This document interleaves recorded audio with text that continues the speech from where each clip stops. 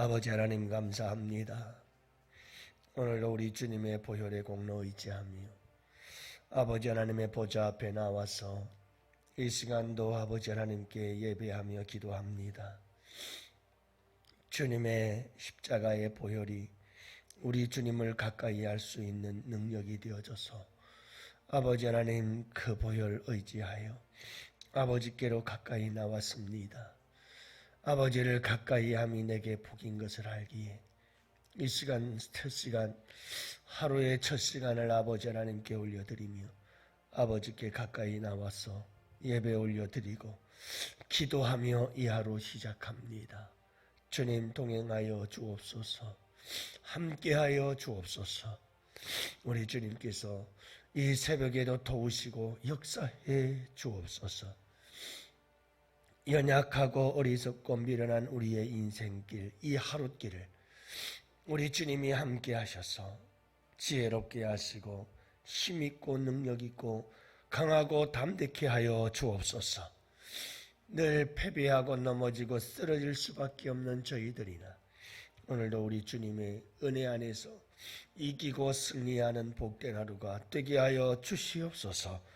그리하실 우리 주님을 찬양하오고 오늘도 주님의 위로하심과 치유하심이 이 새벽에도 함께 하실 줄 믿사오며 우리의 손잡아 인도하실 우리 주님께 감사와 찬송 올려드리옵고 예수님 이름으로 기도합니다.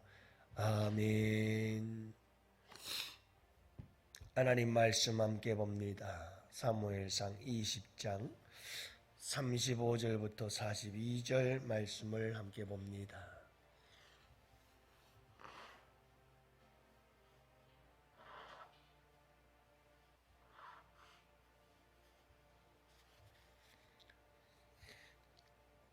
이제 35절부터 우리 다 같이 42절 말씀까지 함께 보십니다.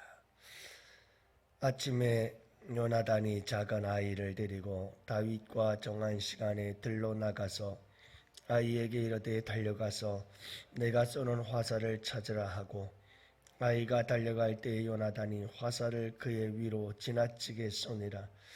아이가 요나단이 쏜 화살 있는 곳에 이를 주우매 요나단이 아이 뒤에서 외쳐 이르되 화살이 내 앞쪽에 있지 아니하고 요나단이 아이 뒤에서 또 외치되 지체 말고 빨리 다름질하라 하니 요나단이 아이가 화살을 주워가지고 주인에게로 돌아왔으나 그 아이는 아무것도 알지 못하고 요나단과 다윗만 그 일을 알았더라.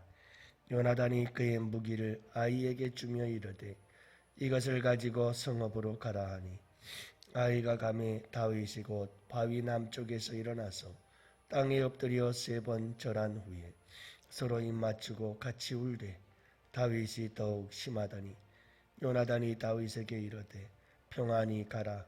우리 두 사람이 여호와의 이름으로 맹세하여 이르기를 여호와께서 영원히 나와 너 사이에 계시고 내 자손과 내 자손 사이에 계시리라 하였느니라 하니 다윗은 일어나 떠나고 요나단은 성읍으로 들어가니라.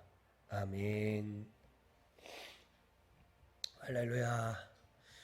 좋은 하루입니다. 오늘도 우리 주님과 함께 복된 하루 되시기를 바랍니다. 여러분들 오늘도 이 하루를 시작할 때 항상 우리 주님께 주님 사랑합니다 하는 아름다운 사랑의 고백과 함께 시작하시고 그러면 우리 주님께서 대답하시기를 그래 나도 사랑한다 하실 겁니다. 여러분들이 이런 사랑의 고백을 가지고 하루하루를 살아간다면 우리의 삶은 더욱더 힘있고 능력있고 복된 삶이 될 줄로 믿습니다. 운전을 하면서 좀 얄미운 사람들이 있어요. 그런 사람들이 어떤 사람인가 하면 신호등이 파란 신호등이어서 빨리빨리 좀 가면 좋겠구만. 천천히 가다가 황색불이 탁 뜨는 순간 자기는 쏙 빠져나가고 뒷차들은 못 가게 만드는 차들이 있어요. 얄밉죠. 특히 조금 급한 일이 있을 때는 더 얄밉죠. 이기적이에요. 좀 뒤에 차들도 생각을 하면 내가 조금만 더 빨리빨리 가주면 뒷차도 2대 속되는 신호를 받아서 지나갈 수 있겠구나. 뭐 이런 배려가 좀 있어야 되는데 길거리에서 운전을 하다 보면 서로에 대한 배려가 전혀 없이 자기만 생각하는 사람들이 있어요. 그런 사람들을 보면 좀 얄밉다 하는 생각이 들죠. 뭐 요즘은 어제 우리 아내랑 같이 얘기를 좀 나눴습니다만은 요즘은 젊은 분들이 결혼할 때에도 집을 사도 50대 50, 뭘 해도 다 니는 니 거, 내 거는 내 거. 결혼하고 살면서도 네가 번 돈은 네가, 내가 번 돈은 내가 그런다면서요. 도대체 부부가 뭐죠? 그 사람들 속에 사랑이 있는 거예요? 이해가 안 가요. 사랑이라는 것은 그런 게 아니잖아요. 내가 좀 더 있으면 그걸 가지고 또 살림도 마련하고 집도 마련하고, 내가 없으면 또 그만큼 감사한 마음 가지고 서로 잘 섬기고, 그렇게 사랑으로 하나 되어서 서로 문제를 풀고 해결해 나가면서 여러분 그렇게 서로 재산을 쌓아가고 장만하고 마련하고 그러면서 살아가는 게 그게 사랑 아니에요? 아니, 네 거는 네 거, 내 거는 내 거. 건드리지 마. 내가 네 거 썼어? 그래. 우리 헤어질 때 알았어. 내가 이만큼 썼으니까 너 이거 갖고 가. 이게 도대체 이게 부부가 뭐고 이게 도대체 사랑이 뭔지 이해가 안 가요. 왜 사는 거야? 도대체? 그럼 각자 살지. 참 이기적이구나 사람들이. 굉장히 개인주의적이고 이기적이구나 하는 그런 모습을 보면서 참 서글퍼지냐. 돈이면 최고구나. 돈 앞엔 부부도 없고 사랑도 없구나 이제는. 이런 서글픈 마음이 들어서 안타깝다 하는 생각이 들어요. 여러분들은 어떻습니까? 누구나 다 사람들은 이기적인 마음이 있어요. 이 이기적인 마음은 자기를 지키는 방어 기제이기도 해요. 내가 나를 지키기 위해서 이기적이 되는 것, 어쩌면 긍정적인 면도 없지 않아 있을 것 같습니다만은 대부분의 사람들이 가지고 있는 이기심은 너무 지나치게 이기적이죠. 이럴 때 문제가 생겨나곤 합니다. 부부지간에도 저와 우리 아내도 결혼해서 오랫동안 살면서 항상 문제가 되는 것 중에 하나가 이기심이에요. 나만 생각할 줄 아는 거죠. 특히 남자들이 더 이기적입니다. 여성들은 좀 이타적인 부분들이 있어요. 가정을 위해서, 자녀들을 위해서, 남편을 위해서 나름 희생하고 자기의 손해를 봐가면서 그렇게 열심히 섬기는 모습들이 훨씬 남성보다는 여성들이 더 많구나 하는 걸 알 수가 있죠. 이기적일 때 싸움은 일어나게 돼 있고 부딪히게 돼 있고요. 충돌하게 돼 있고요. 그러면 그 가정엔 불행이 찾아오죠. 부부가 불행해지고 부부가 관계가 원활하지 않으면 온 자녀들이 거기서 불안해하기 시작하고 자녀들은 정서적으로 정상적인 아이로 자라날 수가 없게 됩니다. 거기서 아이들은 상처받고 그리고 그 아이들의 내면은 비뚤어지기 시작하고 생채기가 생겨나서 아파하며 자랄 수밖에 없는 거죠. 여러분, 우리에게 참 중요한 것이 있습니다. 우리가 이 이기심이라고 하는 것은 타락한 인간의 본능입니다. 이기심을 극복하고 이타적인 삶을 살아갈 수 있는 것이 우리의 기독교인들의 삶이어야 하고 우리의 삶의 모습이어야 하지요. 여러분 오늘 말씀을 가만히 들여다보면 요나단은 하나부터 열까지 다윗을 위해서 자기를 희생하는 사람의 모습으로 등장하는 것을 보게 되어집니다. 마지막까지 약속 하나, 끝까지 요나단은 다윗과의 약속을 지키죠. 이 소년을 보내면서 화살을 앞으로 쏘아보내고 그리고 빨리 달려가서 화살을 가지고 와라. 이런 말을 외치면 이건 사울이 다윗을 죽이려고 하는 것이니 다윗은 빨리 도망가야 할 것이다 라고 하는 사인이었거든요. 이 소년 아이는 모르지만 다윗과 요나단은 알고 있었어요. 약속한 사실이었고 약속한 대로 마지막 약속까지 다 지키면서 요나단은 다윗을 위해서 자기가 할 수 있는 모든 것을 희생합니다.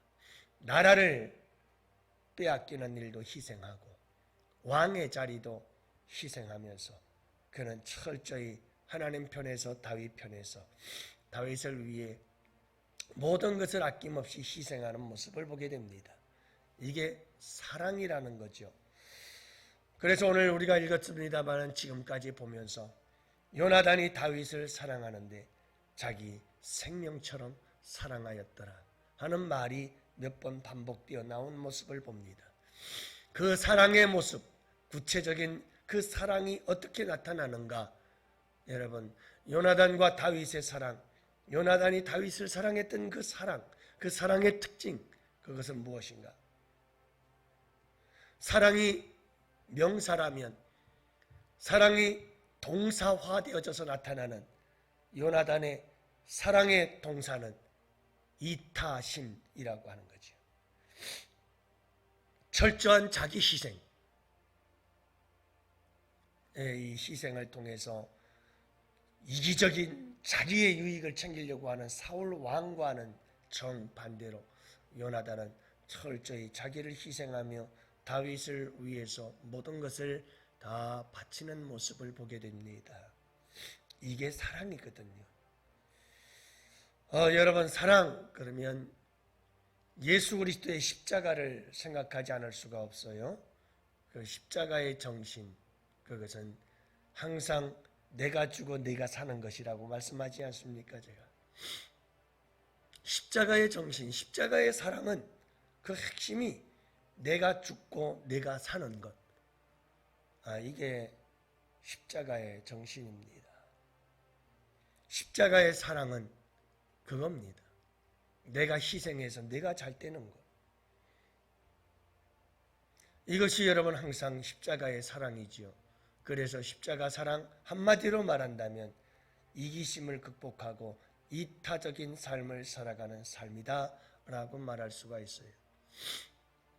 그만큼 우리는 서로가 서로를 배려할 줄 알고 여러분 이기심을 극복해야만 이타적인 삶을 살아갈 수가 있습니다. 이기심을 극복하지 못하면 절대로 이타적일 수가 없지요. 그래서 여러분 우리가 신앙생활을 한다고 하면서도 어떤 사람들은 여전히 이기적이에요. 아니 이기심이 똘똘 뭉쳐 있어요. 오직 자기밖에 몰라요. 과연 그 안에 십자가가 있을까? 예수님의 십자가 그 사랑이 예수님의 생명이 있는 걸까? 의심스러울 만큼 철저히 이기적인 사람들이 많죠. 여러분, 우리가 한번 돌아봐야 합니다. 내 삶을 돌아보시기를 바랍니다. 여러분, 이기심을 극복하고 이기고 이타적인 삶을 살아갈 수 있는 그런 용기와 힘과 지혜와 능력, 이것이 십자가에서 나오는 거거든요. 우리 하나님은 절대 이기적이지 않습니다.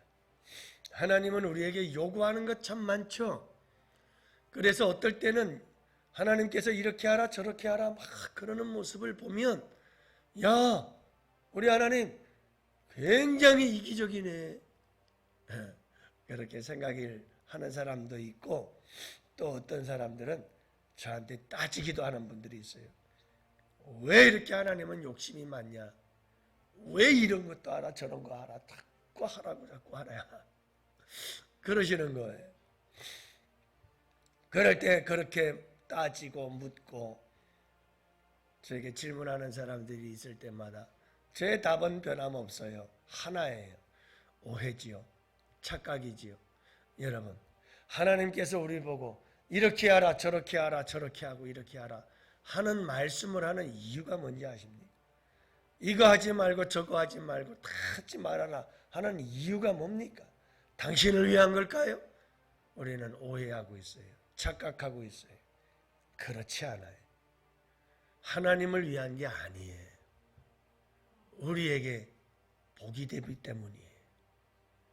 궁극적으로 성경의 모든 말씀이 하라 하지 말라 하나님께서 명령하시고 우리에게 권면하시는 것들은 하나부터 10까지 우리에게 복이 되기 때문에 그래요. 우리를 위한 것이지요. 여러분, 우리가 이 사실을 잊지 말아야 돼요. 하나님은 절대로 이기적이지 않습니다. 그분은 우리를 위해서 독생자까지 아낌없이 십자가에 죽도록 내어주신 분이 우리 하나님이십니다.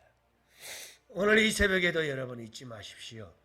이 말씀 기억하고 여러분 우리 주 예수 그리스도의 삶을 따라서 다른 사람들을 조금씩은 더 배려해 줄 줄 알고 내가 죽어서 내가 잘 된다면 그것이 내게는 한없는 기쁨이요 내게는 축복이다 라고 여기며 살아간다면 여러분 우리 교회가 달라질 것이고 여러분들의 가정이 변할 것입니다. 그리고 이 세상, 이 사회가 새로워질 것입니다. 하나님의 나라가 이 땅 위에 이루어지는 역사가 일어나게 될 겁니다. 여러분, 놀라운 하나님의 역사를 기대하면서 오늘 이 하루도 여러분 십자가의 사랑과 십자가의 정신으로 이타적인 좀 더 다른 사람을 배려하고 다른 사람을 위해서 내가 조금 더 희생할 줄 아는 이런 이타적인 삶을 살아갈 수 있는 우리 양원의 성도들 되시기를 바라고 오늘 이 새벽 우리 하나님은 하나부터 10까지 우리를 위하여 역사하시는 분이심을 잊지 마시기를 바랍니다. 그분이 오늘도 우리의 기도를 들으실 것입니다. 오늘도 그분이 우리를 위해서 일하실 것입니다. 여러분 그분에게 오늘도 마음껏 우리의 연약함과 이 하룻길을 그분에게 내어드리고 맡기며 하나님 앞에 우리의 연약함을 도와달라고 간절히 부르짖어 기도하는 복된 새벽 되시기를 축복합니다.